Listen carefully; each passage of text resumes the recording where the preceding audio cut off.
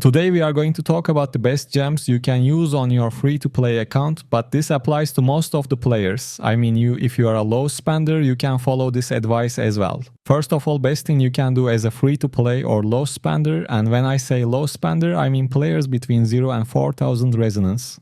Anyways, the main thing you should be focusing on is 2-star gems, not 5 stars, because they are very tough to upgrade, but you can upgrade 2 and 1 stars relatively easy.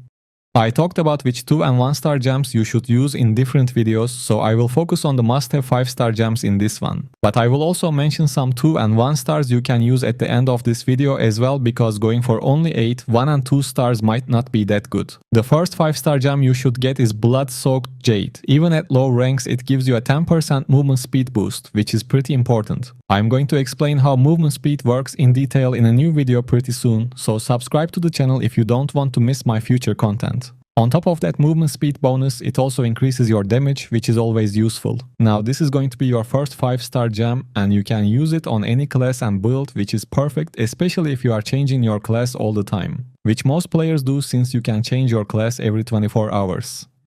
And the second 5-star gem you can use on almost all classes and builds is Bottled Hope, which gives you movement speed and damage buffs. These are the most important bonuses you can get from legendary gems. Bottled Hope activates when you buff yourself. And if you buff other people in your party, they get your Bottled Hope buff as well. Most classes and builds have at least one buff skill or bonus, so this gem gets triggered all the time. But like I said, some builds don't benefit from this gem, so you need to think about your class and builds before getting this gem. These two are the best 5-star gems you can have on free-to-play and low-spending accounts. You can easily create a great account with just Blood-Soaked Jade, but if your builds give you buffs, Bottled Hope is a no-brainer. Other than these, if you are into PvP, you should use Starfire Shard in my opinion. It creates a lot of opportunities to catch players or run away from them. Plus, it leaves a damage over time effect on the enemies, so it can easily trigger other gems you have. I think you can just use all 3 of these 5-star legendary gems if your playstyle fits what I explained. If you can't get buffs with your builds, don't use Bottled Hope, and if you are not into PvP, don't use Starfire Shard either. Just go with Blood-Soaked Jade and use 1 and 2-star gems for the rest. Now, which 2-star gems should you use? First of all, Mother's Lament is a must-have for almost all classes and builds because it gives you critical hit chance.